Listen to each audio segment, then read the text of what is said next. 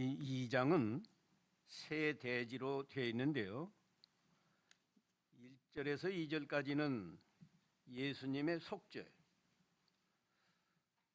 그 다음에 3절에서 17절까지 구원받은 성도의 생활, 우리가 다 구원받은 성도인데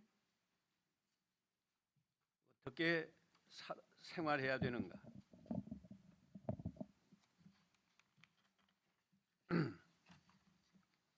그 다음에 18절에서 29절까지는 적그리스도를 주의하라, 이런 그 내용으로 조직이 되어 있습니다. 오늘 새벽에 특별히 1장 5절에서 10절까지 하나님은 빛이시다, 이 말씀을 통해서 우리가 은혜를 받았습니다. 하나님은 빛이시고 우리는 빛의 자녀입니다. 우리가 하나님의 자녀니까 하나님은 빛이시다, 그러면 우리는 빛의 자녀다 그거예요. 그래서 사도 바울도 에베소 5장 8절 이하에 우리가 전에는 어두움이더니 이제는 주 안에서 빛이라, 빛의 자녀들처럼 행하라. 빛의 열매는 모든 착함과 의로움과 진실함이다. 주께서 기뻐하시는 일을 무엇인지 시험해보라, 이렇게 말씀했어요. 우리는 빛이신 하나님을 믿고 빛의 자녀가 되었을 뿐만 아니라 빛이신 주님을 영접했어요. 하나님을 영접했어요. 성령이 우리 안에서 역사하세요. 그러니까 정말로 빛의 자녀라면, 빛을 영접한 하나님의 자녀라면 우리 마음이 밝아야 된다. 이 하나님의 빛은 이 물질 세계를 비치는 이 물리적인 빛이 아니고 우리의 마음을 비춰주는, 마음을 환하게 밝게 하는 영적인 빛이시다. 그래서 우리 성도들은 항상 밝은 마음으로 신앙생활을 해야 되겠다, 이걸 새벽에 강조했어요. 우리 마음이 하나님의 빛 가운데서 밝아지면 하나님을, 또 예수님을, 성령의 인도를 우리가 직접 밝은 세계에서 본 것처럼 의식하면서 산다. 우리가 하나님은 눈에 보이지 않지만 하나님의 빛 가운데 들어가면, 욥도 그런 말을 했어요. 내가 전에는 하나님을 말씀으로만 들었는데 이제는 눈으로 봅니다, 그랬죠? 우리가 하나님의 형상이 없으니까 눈으로 뭐 직접 이렇게 보고 하나님이 이렇게 생겼구나 그런 건 아니고 하나님을 본 것처럼 확실히 마음속에서 의식하면서, 아, 하나님이 이렇게 나를 사랑하시는구나, 우리 예수님이 나 같은 죄인을 위해서 십자가를 지고 내 죄를 대속해 주셨구나, 하나님 감사합니다, 하나님 사랑합니다, 하나님을 의식하면서 사니까 하나님을 의식하는 사람은 죄를 지을 수가 없잖아요. 그래서 죄를 멀리 떠나고 하나님을 의식하니까 하나님을 사랑하는 마음으로 선한 생활을 한다. 그래서 빛의 열매는 모든 착함과 의로움과 진실함에 있다 그랬어요. 그래서 밝은 마음으로 사는 사람은 언제나 착한 생각, 선한 생각과 선한 말과 선한 행동을 하는 것이 빛 가운데 있는 성도다. 그게 자기 밝은 마음이다. 반대로 누구를 미워하거나 시기하거나 이건 착한 마음이 아니잖아요. 그건 어두운 마음. 그리고 의롭다. 의로운 건 바르다는 뜻인데 자기 양심에 가책이 없도록 사는 것이 의로운 생활이고, 한 발 더 나아가서 하나님 말씀에 맞도록 모든 생각과 말과 행동이 이루어져야 그게 의로운 생활이다. 그다음에 진실함이라고 그랬는데요. 모든 착함과 의로움과 진실함이 빛의 열매라고 그랬는데, 진실함이라는 건 내 생각과 말과 일치가 돼야 되고 행동이 일치가 돼야 된다. 생각은 다르고 말이 다르고 말과 또 행동이 다르면 그건 진실한 게 아니에요. 우리가 빛의 자녀인데 금년에 우리 모두가 다 밝은 마음으로 살았으면 좋겠어요.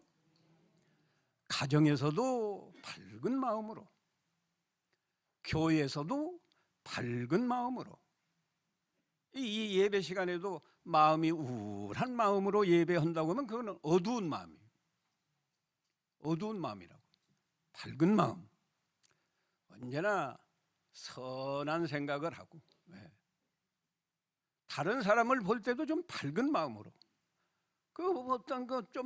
어떤 흠을 잡으려고 흠만 보지 말고 밝은 마음으로 보면 저 사람에게서 있는 어떤 좋은 면을 보고, 좋은 면을 보고 칭찬해 줄 수 있어야지. 왜 그렇게 옷도 그저 항상 검정 옷만 입냐? 그러지 말고 그 참 검정 옷이 참 좋다. 이렇게 생각할 수 있잖아요. 좀 밝은 마음으로 살자고요.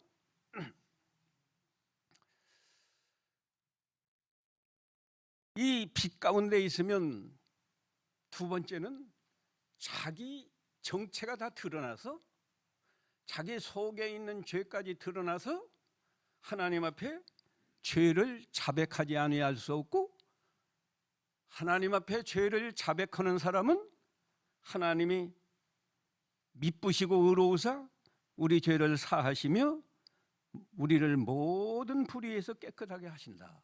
하나님이 이렇게 약속해 줬어요. 근데 오늘날 교회가요, 회개를 잘 안 해요. 회개를 잘 안 해요. 그래서 여기 2장에 넘어와서도 나의 자녀들아, 사도 요한이 지금 이 요한 일서를 한 90년경 기록했다고 그랬죠. 90년경 기록했으니까 요한의 나이도 거의 90세에 가까운 때예요.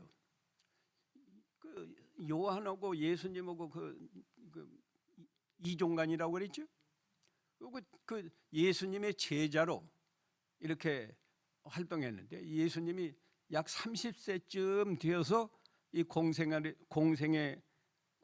시작하시지 않았어요? 그러니까 나이 차이가 한 5살쯤 있다고 해도 이 90년이면 요한의 나이가 한 85세, 90세에 가깝다고. 그러니까 성도들을 향해서 나의 자녀들아 라고 부른 거예요. 단순히 나이 차이로 자녀들아 한 게 아니고 마치 아비가 자녀를 사랑하는 그런 마음으로 나의 자녀들아, 내가 이것을 쓰면, 너에게 쓰면, 이 요한일서를 기록하는 것은 너희로 죄를 범하지 않게 하렵니다. 85세 내지 90세에 가까운 사도 요한이 말이죠. 지금처럼 필기 도구가 잘 발달한 것도 아니고 종이가 이렇게 풍부하고 좋은 종이가 있는 것도 아닌데, 이 요한일서를 하나님의 감동으로 기록하면서 내가 이것을 쓰면 힘 안 들겠어요? 그래도 내가 이것을 쓰는 것은 너희로 죄를 범하지 않게 하렵니다. 우리 성도는 죄를 범하면 안 되잖아요. 하나님은 사랑의 하나님이시지만은 또 한편은 공의로운 하나님이에요. 공의의 하나님이에요. 공이라는 말은 의로운 하나님. 그러니까 불의는 하나님이 싫어하는 거예요. 죄를 미워하시는 하나님. 최초의 죄가 하나님이 선악과를 먹지 말라고 했는데 선악과를 만일 먹으면 정령 죽으리라. 하나님이 그렇게 아담에게 선포하지 않았어요? 선악과 먹는 건 다른 사람에게는 아무 해가 안 되는 거예요. 하나님이 먹지 말라고 한 거, 하나님 말씀을 어기고 선악과를 먹으면 그게 죄다. 죄를 범하면 반드시 죽는다. 그런 거예요. 우리 성도는 죄에서 구원을 받았지만 성도가 죄를 범하면 하나님은 기뻐하실까요? 노하실까요? 노하셔요. 우리 자녀가, 육신의 자녀가 말이요, 내 자녀가 어디 가서 죄를 범하면 그 아버지가 얼마나 마음이 아프겠어요. 하나님이 우리를 죄에서 구원해 주시고 우리를 자녀 삼아 주셨는데 죄를 범하면 하나님이 얼마나 마음이 아프시겠냐. 하나님이 노하세요. 그래서 반드시 벌을 받습니다. 이거 알아야 돼요. 이걸 아는 사람은 하나님의 징계가, 뭐 우리를 구원받은 사람이 죄를 범했다고 해서 뭐 너는 지옥 가라, 하나님이 그러시지는 않아요. 정말로 구원을 받았으면 그 구원은 절대로 포기되지 않고 취소되지 않기 때문에 다시는 지옥 안 가요. 또 하나님이 너는 오늘부터 이제 내 자녀 아니다, 그러지도 않아요. 자녀이기 때문에 하나님이 우리를 더 사랑해서 다시는 죄를 짓지 않게 하려고 징계를 하시는 거예요. 요새도 자녀가 잘못하면 부모가 좀 채찍을 하고 다시는 죄를 짓지 말라 해야 되는데 하나님은 둘 나가지고 너무 금이야 오기야 하고 아무리 죄를 져도 그냥 감싸주고 그러니까 요새 아이들이 다 그런 건 아니겠지만 학교에 가서 선생님한테 욕하고 막 별명 부르고, 어떤 중학생은 여선생이 담임인데 강대상까지 올라와 가지고 뭐 하나님이 우리를 사랑하시기 때문에 징계해요. 이게 죄 짓지 말라. 여기 2장 1절에 나의 자녀들아 내가 이것을 너희에게 쓰면 너희로 죄를 범하지 않게 하려 함이라. 죄를 범하지 않게 하려. 죄 안 범하는 사람이 있나요? 다 범해요. 하나님 말씀을 어기면 죄라고.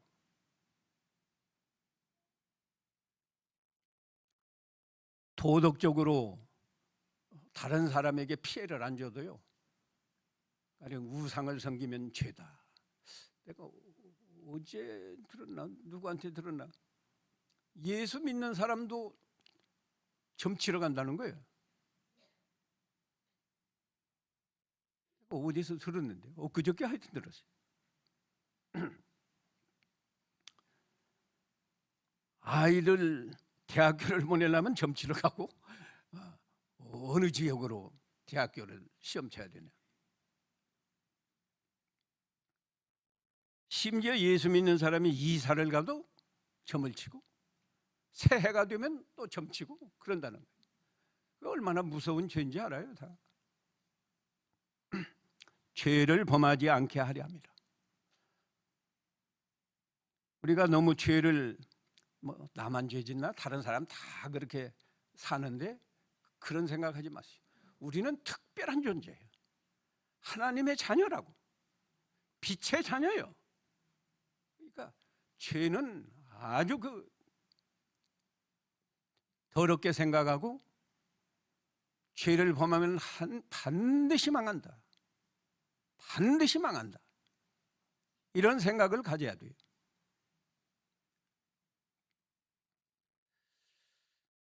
그 죄를 범하지 않는 방법을 여기 1절에서 6절까지 보면 두 가지 말씀했어요. 첫째는 이 1절 중간에 보면 이랬어요. 너희로 죄를 범하지 않게 하려니라. 그 다음에 만일 누가 죄를 범하여도 아버지 앞에서 우리에게 대언자가 있으니 곧 의로우신 예수 그리스도시라. 이 말을 그냥 우리 한글 성경을 읽으면 내내 죄를 범하지 않게 하려고 쓴 요한 일서를 쓴다고 말씀하시고 또 죄를 범하여도 아버지 앞에서 우리에게 대언자가 있다. 이 대언자는 예수님이죠. 예수님이 하나님 아버지께 대언한다는 거예요. 내가 저 사람 위해서 십자가에서 피 흘려서 죄를 다 대속해 줬습니다. 아버지 용서해 주세요. 그런다는 거예요. 그러면 이게 어폐가 있잖아요. 앞뒤가 안 맞잖아요. 이 말은 누가 만일 죄를 범하였으면 하나님 앞에서 1장에서 말한 대로 하나님 앞에 죄를 자백하고 회개할 때 하나님 아버지 앞에서 대언자가 우리 예수님이 내가 저 사람 죄를 다 대속해 줬습니다. 저 사람이 회개하니까 아버지 용서해 주세요. 그런다는 뜻이에요. 죄를 회개하면 죄만 단순히 용서해 달라는 게 그게 회개 아니에요. 회개라는 건 내가 죄 지은 거 이거 대단히 잘못했습니다. 용서해 주십시오. 다시는 이런 죄를 되풀이하지 않겠습니다. 그렇게 결심을 하고 죄를 끊어버리는 것까지가 회개예요. 근데 우리는 그냥 뉘우치기만 하면 하나님 잘못했어요. 제가 이런 죄를 범했습니다. 용서해 주세요. 거기까지가 회개인 줄 알아요. 그거 아니에요. 우리 한문에도 글자가요. 회는 뉘우칠 회고 개는 고친다는 뜻이에요. 고칠 게.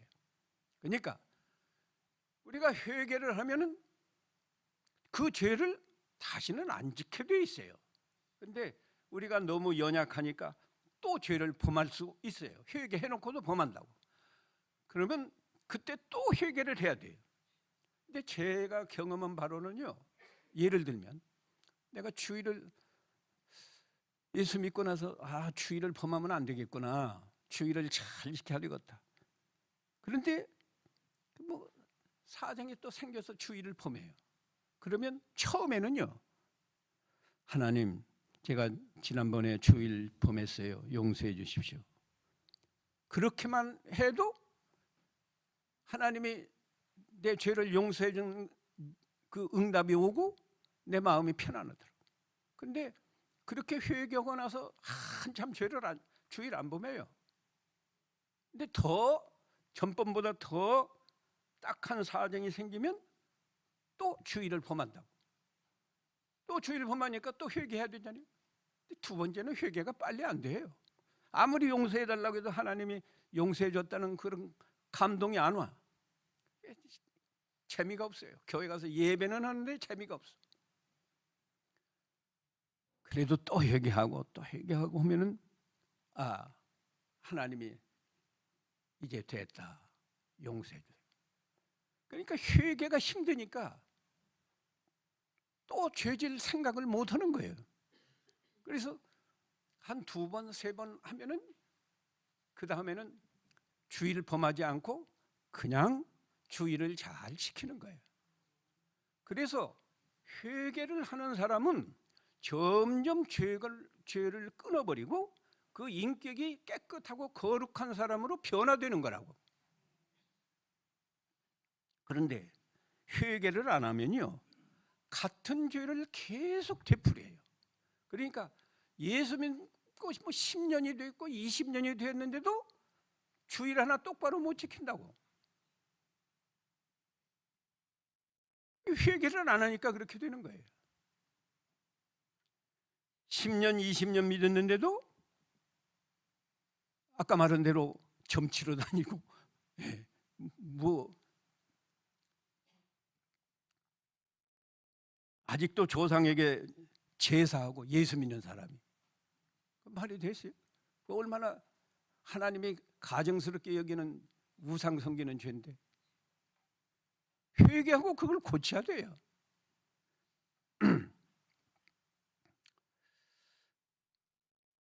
이게 죄를 범하지 않게 하려고 이 요한일서를 쓰면서 첫 번째가 죄를 회개하라는 거예요. 죄를 회개하라. 회개만 하면 우리 대언자 되시는 우리 죄를 대속해 주신 예수님이 하늘 보좌에서 하나님 아버지께 내가 저 사람 죄를 대속해 줬습니다. 저 사람을 위해서 내가 죽어 주었습니다. 하고 우리 죄를 다 용서해 주신다는 거예요. 그 다음 두 번째는요, 계명을 지켜야 된다는 거예요. 계명. 3절, 우리가 그의 계명을 지키면 이로써 우리가 그를 아는 줄로 알 것이요. 그가 누구요? 그가 예수님이고 하나님이요. 예수님과 하나님은 하나요. 예수님 안에 하나님 아버지가 계세요.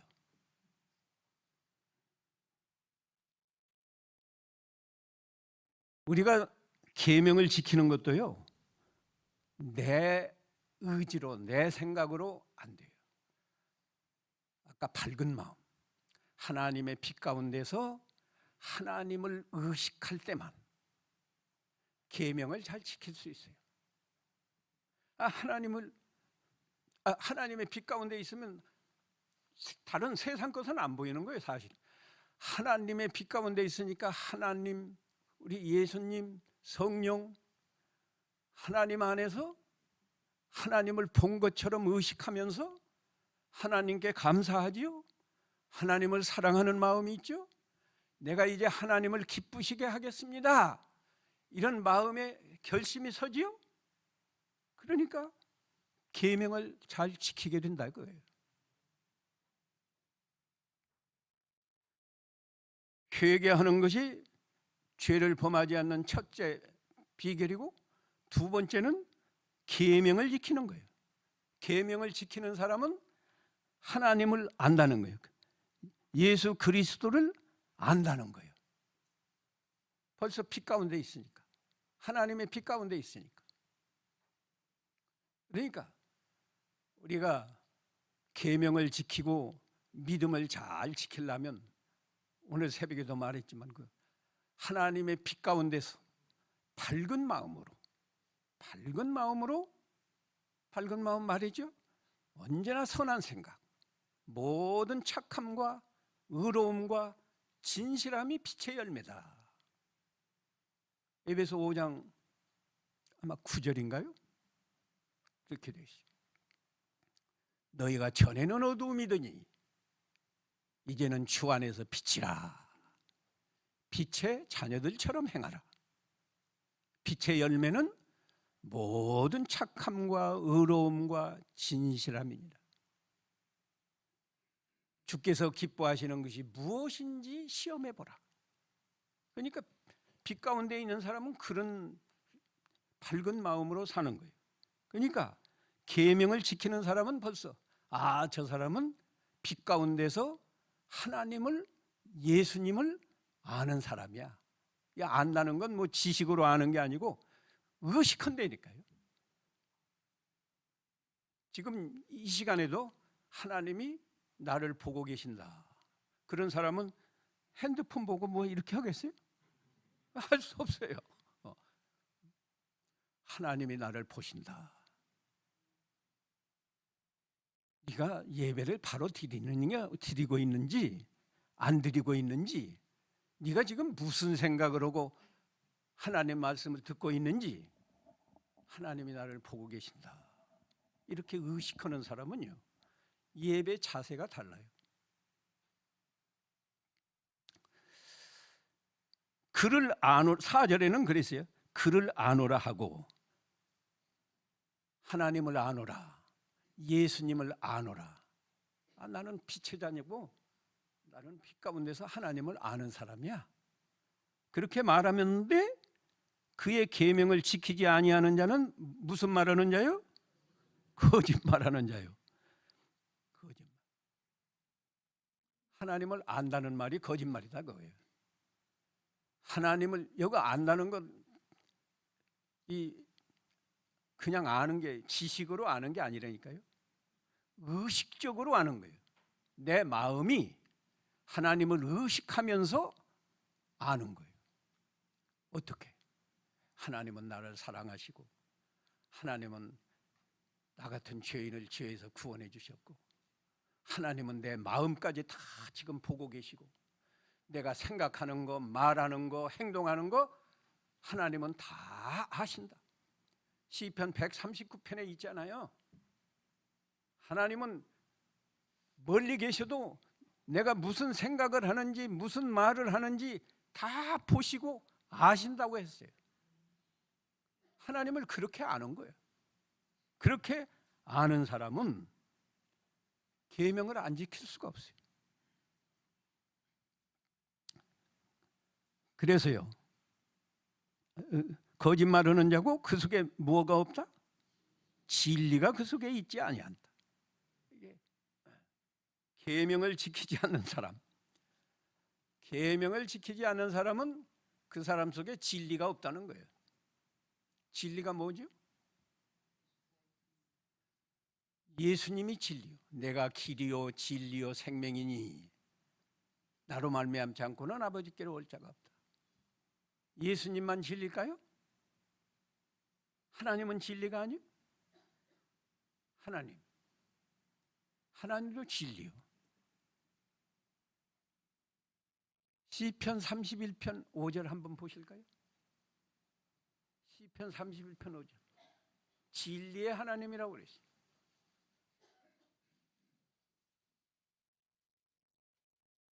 읽어보세요. 시편 31편 5절. 내가 나의 영을 주의 손에 의탁하나이다. 진리의 하나님 여호와여 나를 속량하셨나이다. 진리의 하나님 여호와여 할 때는 좀 더 강조해서 읽어야 돼요. 진리의 하나님 여호와여. 한번 따라합시다. 진리의 하나님 여호와여.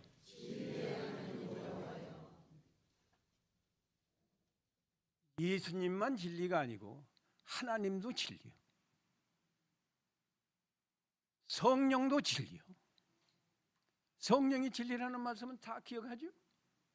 요한복음 16장 13절에 진리의 성령이 오시면 하나님이 이렇게 말씀했어요. 우리 안에는 진리가 있어요. 하나님이 우리 안에 계신다고. 하나님이 예수님 말고 하나님이 우리 안에 계신다는 말씀은 어디에 있나요? 요한일서 4장 15절에 있어요. 또 읽어보고 가야 돼. 제가 읽었습니다. 누구든지 예수를 하나님의 아들이라 시인하면 하나님이 그의 안에 거하시고. 이거 우리가 다 예수님을 하나님의 아들로 믿고 시인하잖아요. 그럼 우리 안에 누가 계셔요? 하나님이 계시고. 또 우리 안에 예수님이 계신다는 말씀은 우리가 너무 잘 알잖아요.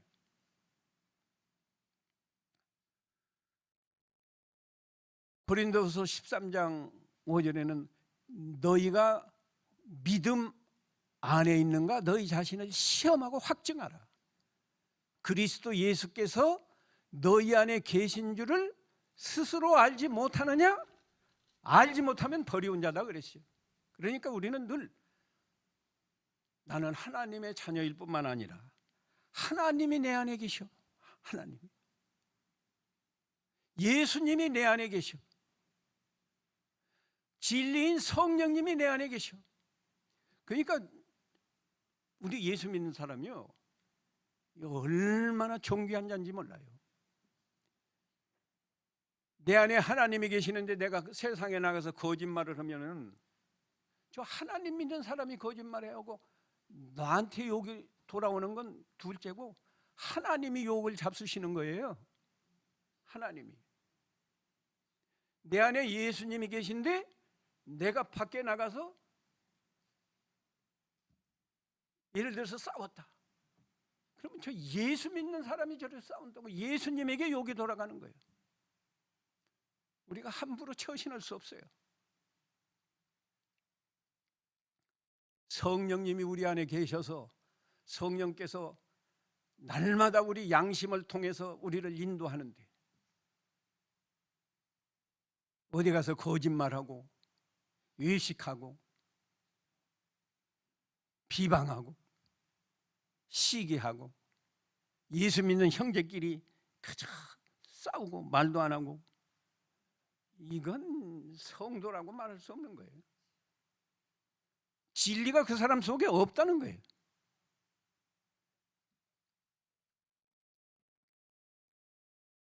그러면서요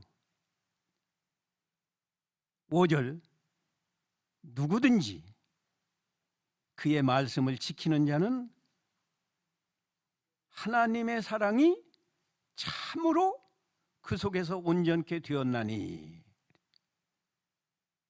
말로는 다 하나님 사랑한다고 하는데 하나님의 계명을 안 지키는 사람은 말로만 사랑하지 그 사람이 그 하나님 사랑하는 사랑이 온전케 된 게 아니에요. 그건 가짜예요. 근데 하나님의 말씀을 지키는 자는 하나님의 사랑, 내가 하나님을 사랑한다고 하는 그 사랑이 온전케 되었다. 그런 의미가 있고요. 또 하나는 하나님이 나를 사랑해서 나를 구원해서 하나님의 자녀로 삼아 주셨죠? 그 하나님의 사랑이 나를 구원한 그리고 하나님의 자녀로 삼아 주신 그 하나님의 사랑이 온전케 되려면 우리가 뭘 지켜야 된다? 하나님의 말씀을 지켜야 된다. 하나님 말씀을 지키도록 하기 위해서 우리를 구원해 주셨다 그거예요. 그런 사랑을 베풀어 줬어요. 하나님이 우리에게 베풀어 주신 사랑이 얼마나 커요. 낳자마자 죽어도 마땅한 죄인인데 지금까지 살려주시고요. 나 같은 죄인을 죄에서 구원하시기 위해서 예수님을 십자가에 못 박아서 죽게 하시고 우리 죄를 대속해 주셨어요. 우리에게 영생을 주셨어요. 새 생명을 줬다고. 예수님 안에 있는 영생, 하나님 안에 있는 영생을 우리에게 주어서 그 영생의 새 생명으로 다른 사람은 믿어지지 않는데 우리는 예수님이 믿어지고 보이지 않는 하나님이 믿어지고 동정녀 탄생이 믿어지고 내 죄를 대속하시기 위해서 예수님이 십자가에서 죽어주신 것이 믿어지고 예수님이 부활한 것이 믿어지고 이런 영생을 주시고 그뿐이에요. 예수님과 연합이 되고 하나님과 연합이 되어서 내 안에 하나님이 계시고 나는 하나님 안에 있고 내 안에 예수님이 계시고 나는 예수님 안에 있고 하나님 안에 있으면 빛 가운데 있는 거예요. 예수님 안에 있으면 빛 가운데 있는 거예요. 빛 가운데 있으면 하나님을 의식하고 하나님을 사랑하고 하나님께 감사하고 그래서 죄를 범할래야 범할 수 없고 형제를 미워할래야 미워할 수가 없고 계명을 하나님 말씀이라고 하면 기쁜 마음으로 지키고 그래서 하나님의 사랑이 그 속에서 온전케 되었나니 그걸 보니까 우리가 그의 안에 있는 줄을 아노라. 그의 안에 있다. 누구 안에 있는 거예요? 예수님 안에 있고 하나님 안에 있는 거예요. 우리가 하나님이 우리가 신앙생활 잘 할 수 있는 모든 은혜를 다 베풀어 줬는데 그걸 깨닫지 못하는 거예요.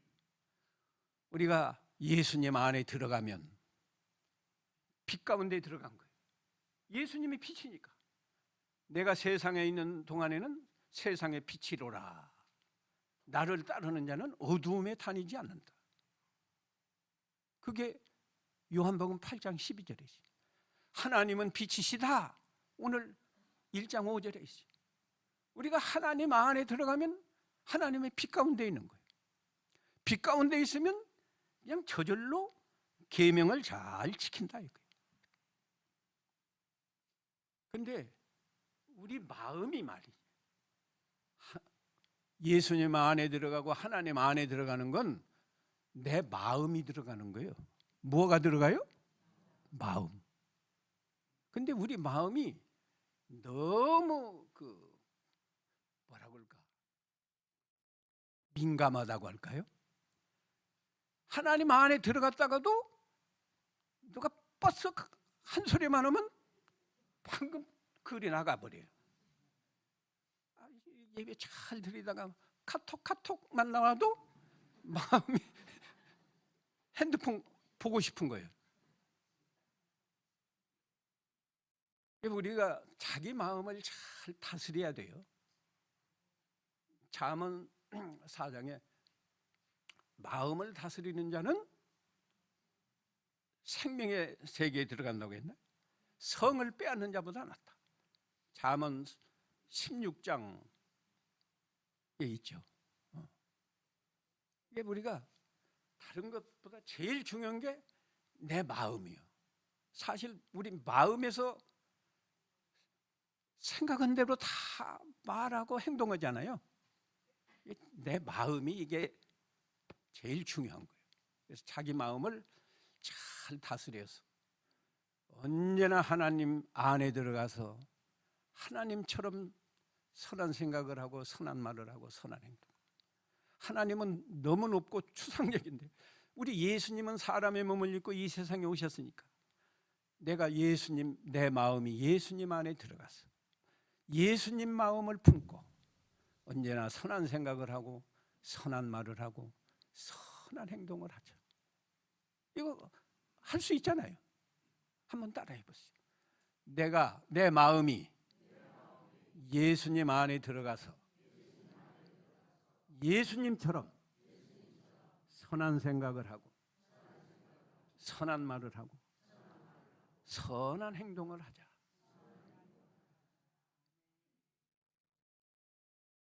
그 훈련을 좀 우리가 많이 할 필요가 있어요. 기도할 때는 얼마나 우리 마음이 회개를 해서 마음이 깨끗하고, 기도할 때는 내가 예수님만 생각하고 예수님 안에서 내가 오늘 예수님처럼 선한 생각을 하고 선한 말을 하고 선한 행동을 해야지, 이렇게 했는데 나가다가 누구 한 사람 만나가지고 그 사람이 미운 사람 만났단 말이에요.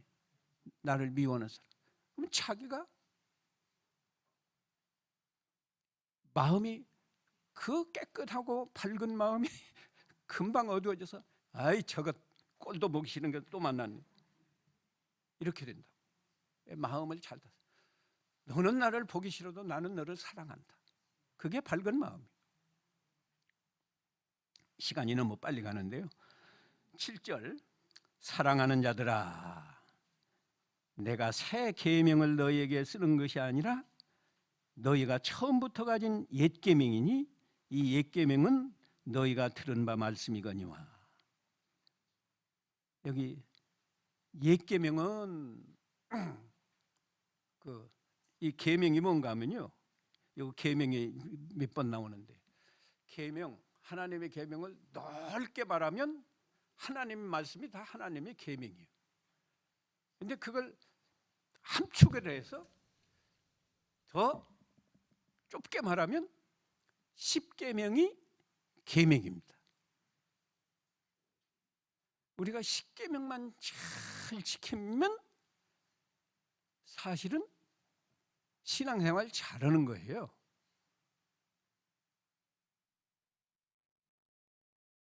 하나님이 나 위에 다른 신을 내게 두지 말라 그랬죠. 그게 제1계명이죠.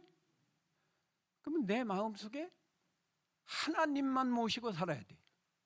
근데 실제 생활은 하나님보다 돈을 더 사랑하고 하나님보다 자식을 더 사랑하고 하나님보다 남편을 더 사랑하고 아내를 더 사랑하고, 그거 제1계명을 범하는 거예요. 우상 섬기지 말아라. 주일 잘 지켜라. 여호와의 이름을 망령되이 일컫지 말아라. 하나님 이름을 가지고 하나님 말씀을 가지고 이 농담하는 거, 이거 망령된 거예요. 우리 목사들은 참 여간 처신을 바로 해야 됩니다. 부모를 잘 공경하라. 이 예수 믿는 사람들 부모 잘 공경해요.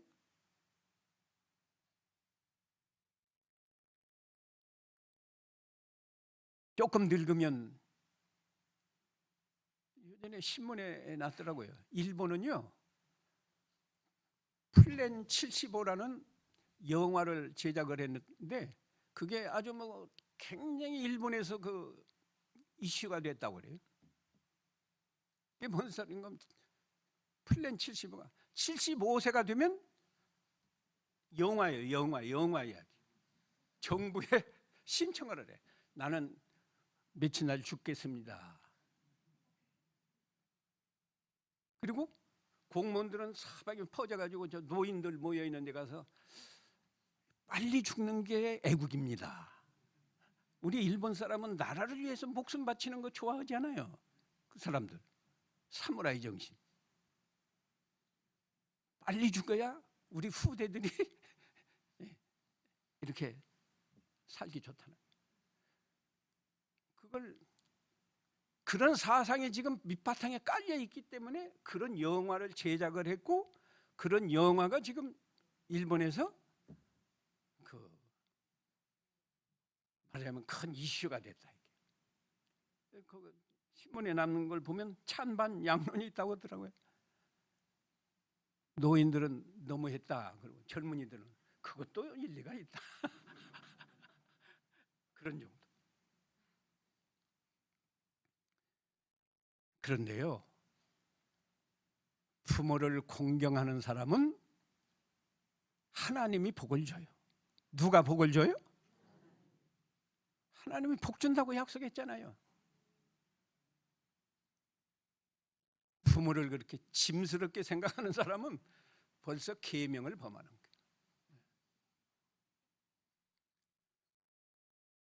그 십계명인데요, 십계명을 더 축소하면 딱 두 가지. 두 가지가 뭘까요? 하나님을 사랑하는 것이고 이웃을 내 몸같이 사랑하는 거예요.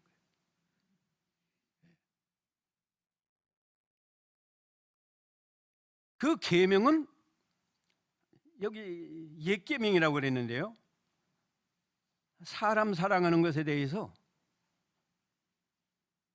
레위기 19장 18절에 보면 구약 성경이지만 내 원수를 사랑하라, 그런 말씀이 있어요. 원수를 사랑하라.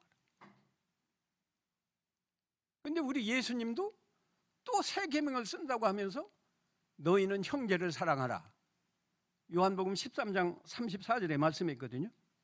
근데 왜 옛 계명을 새 계명으로 다시 쓰는가? 그게요, 그 이유가 8절에 나와 있어요. 다시 내가 너에게 새 계명을 쓰노니 그에게와 너에게도 참된 것이라. 예수님에게도 참된 계명, 우리에게도 참된 계명. 예수님은 정말로 원수까지 사랑했어요. 맞죠? 예수님은 자기 십자가에 못 박는 사람들을 향해서도 저들을 용서해 주세요, 그 사랑했잖아요. 가룟 유다가 배신하고 팔아먹었지만 이 못된 놈이라고 눈을 부라리지 않고요, 친구여, 네 할 일을 하라. 우리 예수님은 이렇게 참으로 원수까지 사랑했어요. 근데 예수님만 그 가능한 게 아니고 너희에게도 참된 것이다. 우리에게도 참된 거라는 거예요. 그러니까 하나님이 원수를 사랑하라, 미워하는 자를 선대하라, 저주하는 자를 축복해 줘라 했지, 우리가 할 수 없는 거 하나님이 그렇게 그냥 시키는, 억지로 시키는 하나님이 아니에요. 근데 실제로 우리는 어때요? 이웃은 그만두고 같은 교회 형제도 사랑 잘 못하잖아요. 다 사랑해요? 자기 목사님도 조금만 예를 듭니다. 우리 홍 목사님 그런 일 없다고 생각하지만 기도하다가 졸면 목사님도 졸대.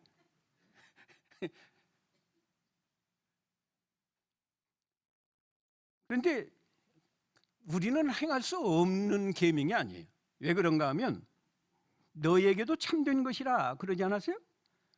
그 이유는 어두움이 지나가고 참빛이 벌써 비침이라. 우리에게는 무엇가 지나갔어요? 어두움이 지나갔다. 그리고 우리에게는 무슨 빛이 비쳐요? 참빛. 참빛이 누구예요? 뭔 빛이? 하나님의 빛, 예수님의 빛이 비친다. 하나님이 우리 안에 계시니까 우리 마음에 하나님이 계속 빛을 비춰줘요. 우리 무엇에게 빛을 비춘다고 그랬죠? 방금 들어도 모르니? 우리 마음에 빛을 비춘다고. 근데 문제는 내 마음이 문제예요. 내 마음이 하나님의 빛 가운데 있지 않고 금방 나가버린다. 마음을 밖으로 나가지 말고 하나님의 빛 가운데 있으면, 빛 가운데 있으면 나도 예수님처럼 원수를 사랑할 수 있다. 예? 가능할 것 같아요? 불가능할 것 같아요? 내가 교수법이 나빠가지고 나도 따라하세요. 나도 하나님의 빛 가운데 있으면 원수도 사랑할 수 있습니다.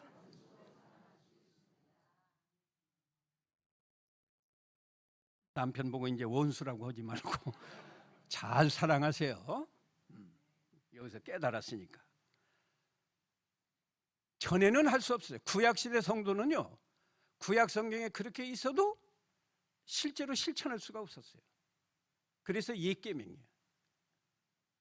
근데 신약 시대는 우리 예수님이 오셔서 십자가 대속을 통해서 우리 죄를 다 용서했죠. 예수님이 우리 안에 와 계시죠. 하나님이 우리 안에 와 계시죠. 그러니까 우리는 가능하게 됐다 이거예요. 그 잘 생각하고 읽어보세요. 8절 다시 잘 읽어봐요. 시작. 다시 내가 너희에게 새 계명을 쓰노니 그에게와 너희에게도 참된 것이라. 이는 어두움이 지나가고 참빛이 벌써 비침이라. 9절 읽어봐요. 시작. 빛 가운데 있다 하면서 형제를 미워하는 자는 지금까지 어두움에 있는 자요. 형제를 미워하는 자는 어두움에 있는 자예요. 어두움. 그럼 불신자와 똑같은 거예요. 그래서 오늘 새벽에도 말씀했지만 참 교회는 사랑이 충만해야 되고 기쁨이 충만해야 되고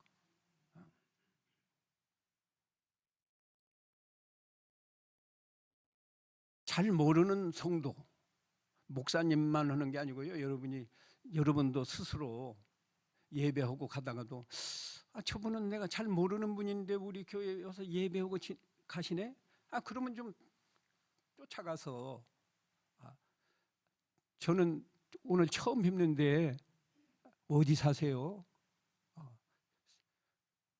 저희 교회 언제부터 나오셨어요? 하고 좀 이 사랑의 표시, 그게 사랑의 표시예요. 그렇게 하고 그게 사랑의 교제라고, 교제.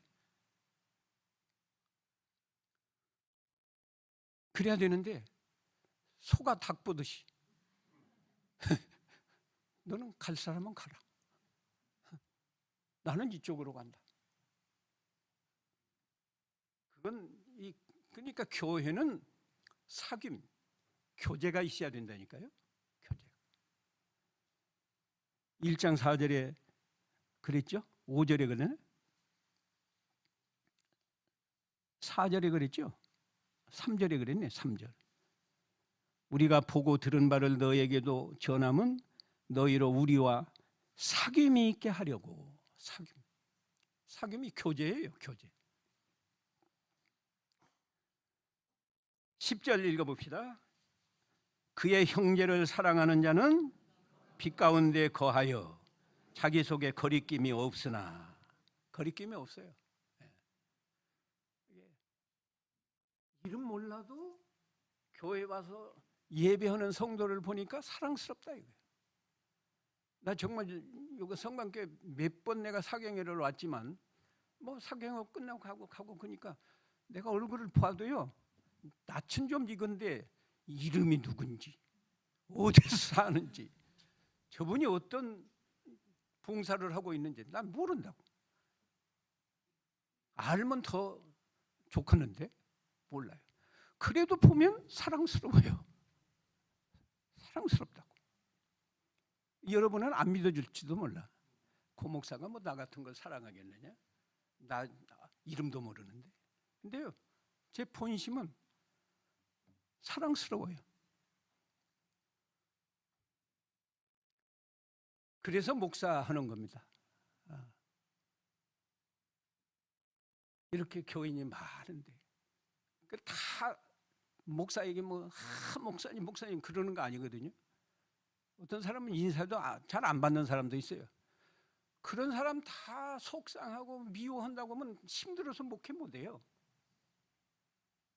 너는 나를 미워해도 나는 너를 사랑한다. 그러니까 이게 목회할 만하고 좋은 거예요. 목회자는 행복한 거예요. 나를 미워하는 사람은 불행하겠지만 나는 사랑하는 사람은 행복한 거예요.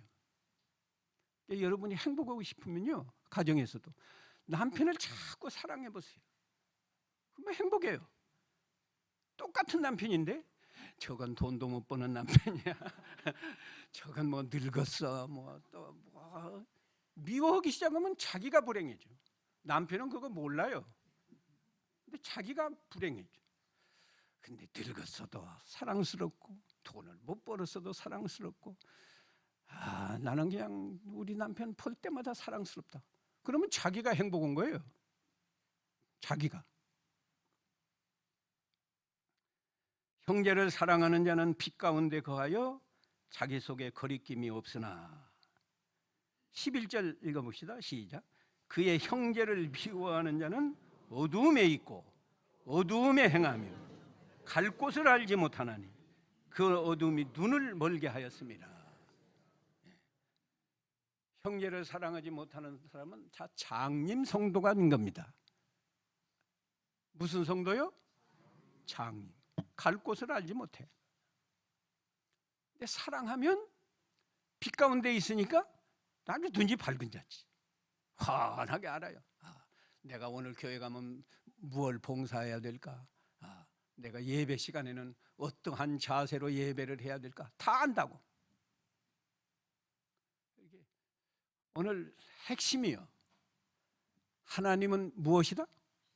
빛이시다. 나는 무엇이다? 빛의 자녀다. 내가 빛 가운데 있으면 나도 예수님처럼 언제나 선한 생각을 하고 선한 말을 하고 선한 행동을 할 수 있다.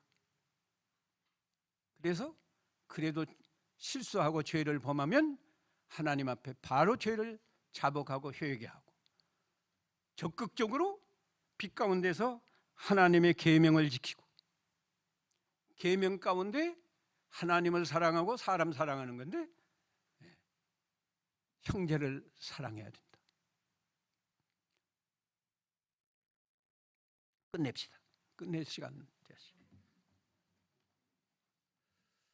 하나님 아버지, 빛 가운데서 밝은 마음으로 언제나 하나님을 의식하고 예수님을 의식하면서 우리가 예수님처럼 선한 생각을 하고 선한 말을 하고 선한 행동을 해서 하나님을 기쁘시게 하고 다른 형제에게 유익을 주는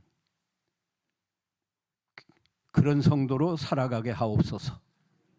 예수님의 이름으로 기도하옵나이다. 아멘.